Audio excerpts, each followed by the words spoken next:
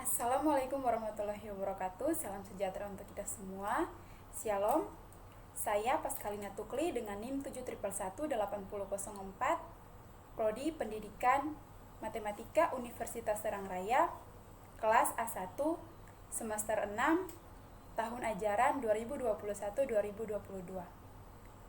Saya akan mempresentasikan proposal skripsi saya dengan judul Pengembangan e-modul Project Based Learning untuk meningkatkan pemahaman berpikir kreatif matematis siswa. Dari judul saya, yaitu pengembangan e-modul Project Based Learning untuk meningkatkan pemahaman berpikir kreatif matematis siswa. Adapun latar belakang yang saya angkat terdiri dari 4 poin. Poin yang pertama, kurangnya mutu pendidikan di Indonesia. Mengapa demikian?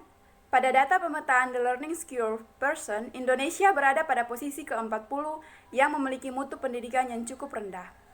Dan pada data TMSS atau Trend International Mathematics and Science Study, Indonesia berada pada posisi ke-40 dari 42 negara yang memiliki mutu pendidikan terendah.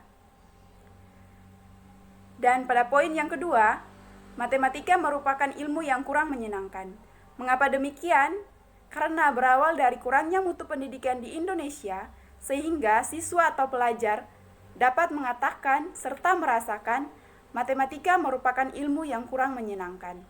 Dan pada poin yang ketiga, kurangnya media pembelajaran. Mengapa demikian?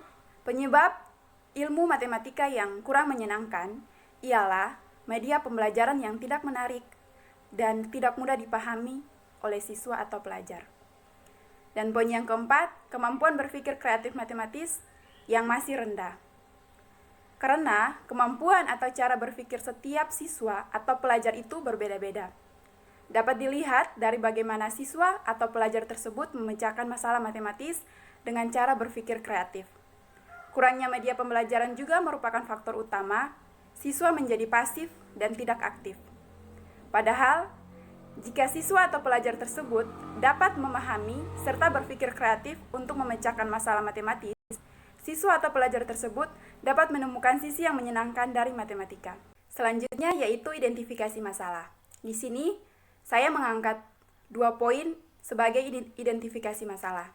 Yang pertama, kurangnya kemampuan berpikir kreatif matematis siswa.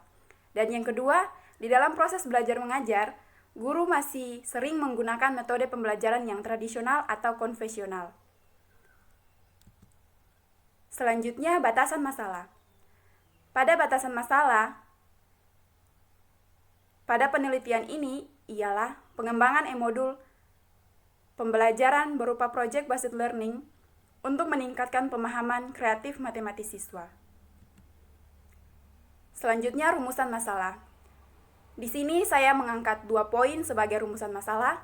Yang pertama, bagaimana deskripsi peningkatan kemampuan pemahaman berpikir kreatif matematis siswa. Dan yang kedua, bagaimana pengembangan e-modul Project Based Learning dalam meningkatkan kemampuan pemahaman berpikir kreatif matematis siswa. Selanjutnya, tujuan penelitian. Di sini saya mengangkat 2 poin sebagai tujuan penelitian ini. Yang pertama, untuk mengetahui deskripsi peningkatan kemampuan pemahaman berpikir kreatif matematis siswa, dan yang kedua, untuk mengetahui pengembangan e-modul Project Based Learning dalam meningkatkan kemampuan pemahaman berpikir kreatif matematis siswa. Selanjutnya, manfaat penelitian.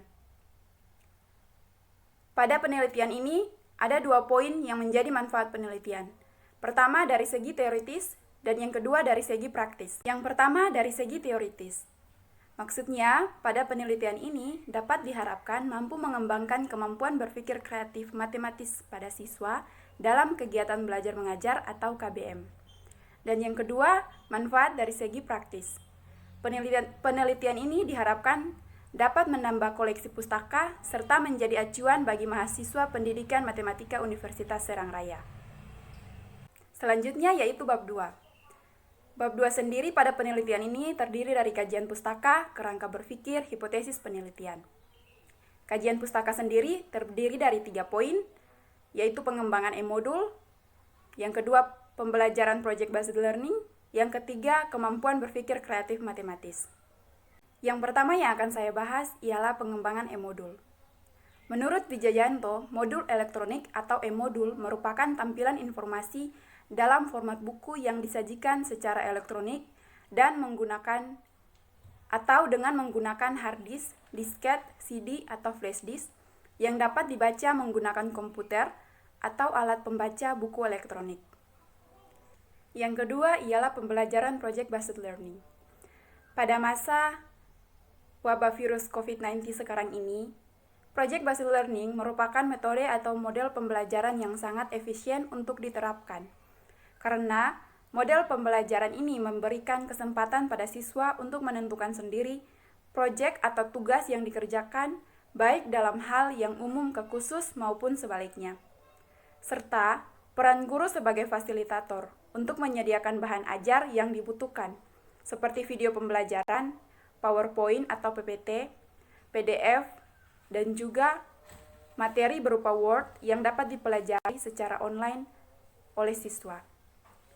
Yang ketiga, kemampuan berpikir kreatif matematis. Kemampuan berpikir kreatif matematis ialah proses mental yang dapat menghasilkan pengetahuan. Menurut Siswono 2009 halaman 9, tingkat perjenjangan kemampuan berpikir kreatif dapat dibuat dengan menggunakan aspek-aspek kemampuan berpikir kreatif matematis yang diukur melalui kefasikan, fleksibilitas, dan kebaruan. Selanjutnya, kerangka berpikir. Pertama-tama, identifikasi masalah, kurangnya kemampuan berpikir kreatif matematis pada siswa. Di dalam proses belajar mengajar, guru cenderung menggunakan model pembelajaran yang konvensional atau monoton. Selanjutnya, pengembangan e-modul project-based learning dalam pembelajaran matematika. Selanjutnya, pengujian produk, pembelajaran, dan revisi hasil pengujian. Selanjutnya, hipotesis penelitian. Hipotesis penelitian ialah suatu dugaan sementara yang sudah dirumuskan dan diterima untuk menerangkan fakta yang digunakan sebagai sarana pengambilan keputusan. Pada penelitian ini, adapun H1 dan H0 yang digunakan sebagai sarana pengambilan keputusan, di mana H1 terdapat peningkatan kemampuan berpikir kreatif matematis siswa dengan menggunakan e-modul project-based learning, dan H0 tidak adanya peningkatan kemampuan berpikir kreatif matematis siswa dengan menggunakan e-modul project-based learning. Selanjutnya bab 3, metodologi penelitian. Pada penelitian ini terdapat 5 poin pada metodologi penelitian. Yang pertama, metode penelitian.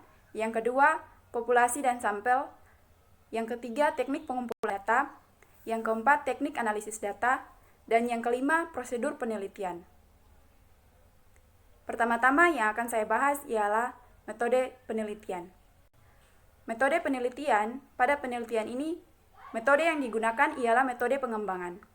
Menurut Sugiono 2013, penelitian pengembangan merupakan sebuah penelitian yang digunakan untuk menghasilkan sebuah produk yang lebih baru dan lebih menarik yang sudah diuji keefektifan produk tersebut.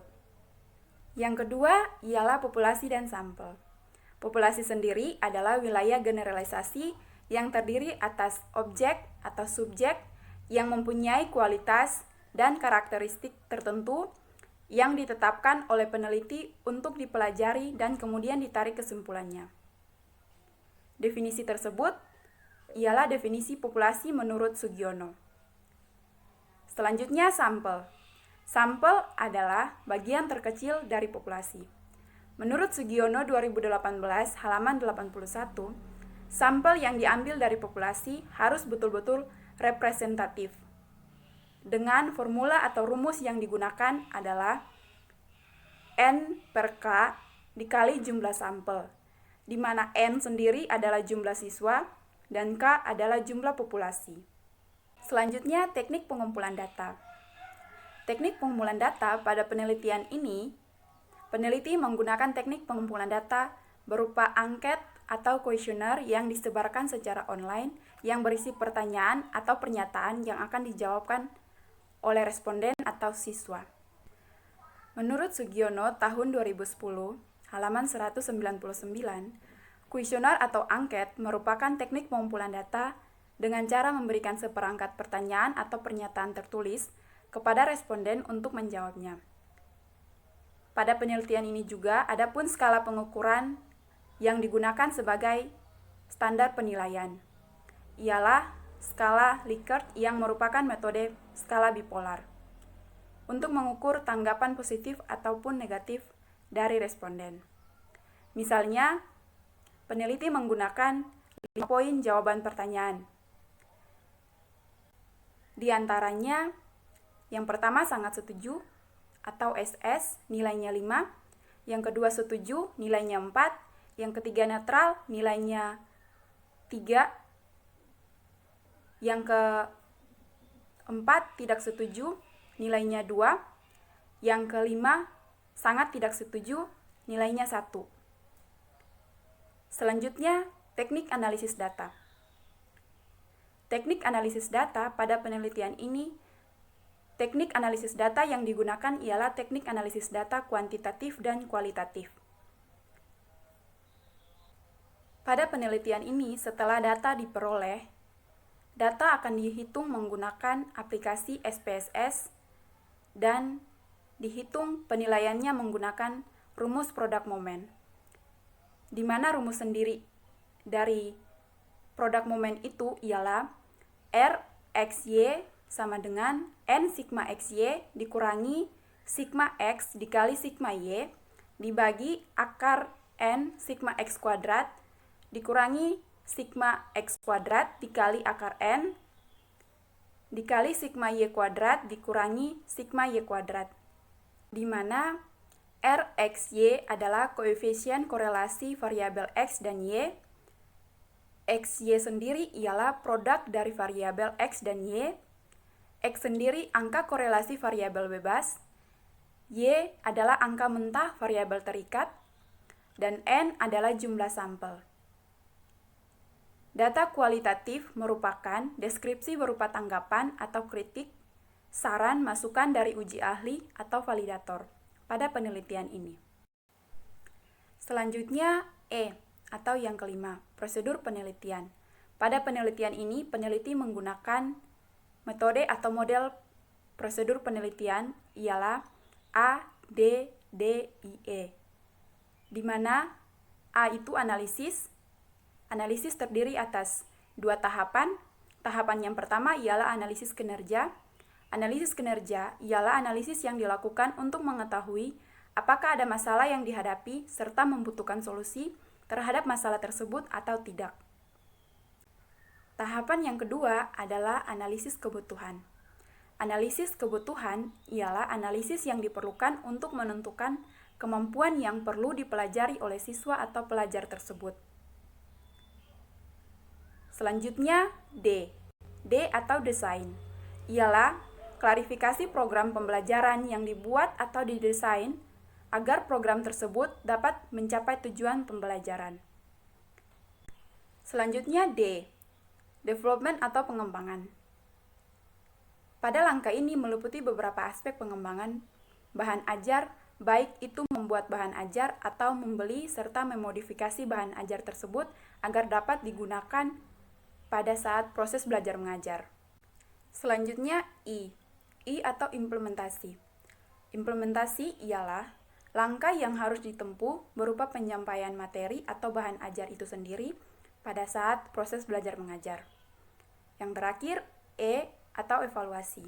Evaluasi ialah tahapan mengambil keputusan atau kesimpulan pada materi atau bahan ajar yang digunakan pada saat proses belajar mengajar. Baik, cukup sekian presentasi proposal skripsi saya dengan judul Pengembangan e-modul Project Based Learning untuk meningkatkan pemahaman berpikir kreatif matematis siswa. Kurang lebihnya saya mohon maaf.